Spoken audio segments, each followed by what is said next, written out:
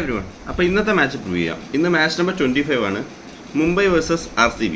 അപ്പോൾ ഈ ടൂർണമെൻറ്റ് തുടങ്ങുന്നതിന് മുന്നേ നമ്മളിപ്പോൾ ഈ മാച്ചിനെ പറ്റി പറയാനാണെങ്കിൽ അത്യാവശ്യം ഹൈപ്ഡപ്പ് ആയിട്ടുള്ള ഒരു മാച്ചായിരുന്നു തന്നെ ഇത്. കാരണം because of the star power. പക്ഷേ ഇപ്പോൾ ടൂർണമെൻറ്റ് തുടങ്ങി ഇപ്പോഴത്തെ ഒരു സിറ്റുവേഷൻ നോക്കുകയാണെങ്കിൽ അടിത്തട്ടിലുള്ള രണ്ട് ടീംസ് പരസ്പരം മത്സരിക്കുന്നതായിട്ടാണ് തോന്നുന്നത്.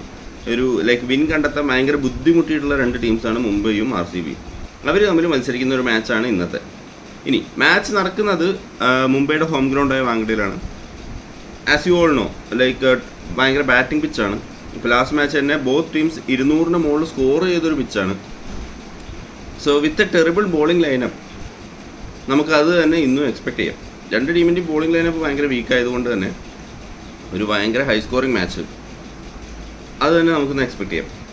200+ ഇന്നും സംഭവിക്കാമെന്ന് തന്നെയാണ് എനിക്ക് തോന്നുന്നത് ഫോർ ബോത്ത് ടീംസ്. പിന്നെ ടീംസിനെ വെച്ച് നമുക്കൊന്ന് കമ്പയർ ചെയ്യുമ്പോൾ ബോളിംഗ് തന്നെ കമ്പയർ ചെയ്യാം. മുംബൈക്ക് ഒരു എക്സ് ഫാക്ടർ ഉണ്ട്, ജസ്പ്രീത് ബുംറ. RCBക്ക് അങ്ങനെ ഒരു എക്സ് ഫാക്ടർ ഇല്ല ബോളിങ്ങിൽ. ഓക്കെ, അതുകൊണ്ട് തന്നെ ഒരു ഫേം അഡ്വാൻറ്റേജ് മുംബൈക്ക് ഇവിടെ ബോളിംഗ് തന്നെ വരുന്നുണ്ട്. ബാറ്റിംഗ് നോക്കുകയാണെങ്കിലും RCBയുടെ എല്ലാവരും ഫോം ഔട്ടാണ്. പിന്നെ ആകെ വിരാട് കോഹ്ലി അവിടെ ബംഗാളിപ്പനി എടുത്തുകൊണ്ടിരിക്കുകയാണ്. അല്ലാതെ വേറെ ആരും RCBയിൽ നേരെ ചൊവ്വ ബാറ്റ് പോലും ചെയ്യുന്നില്ല. എന്നാൽ അതേസമയം മുംബൈയിൽ ഐ തിങ്ക് മച്ച് ബെറ്ററാണ് കമ്പയർഡ് ടു RCB. സോ അതുകൊണ്ട് തന്നെ ഇന്ന് മുംബൈ ജയിക്കുന്നു തന്നെയാണ് എനിക്ക് തോന്നുന്നത് ഇന്നത്തെ മാച്ച്.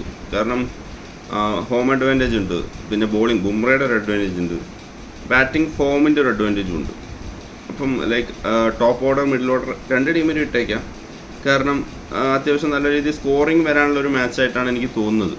ഇപ്പോൾ ക്യാമറൺ ഗ്രീനൊക്കെ ഇന്ന് ബാറ്റ് ചെയ്യാൻ ചാൻസ് ഉണ്ട് RCBയിൽ.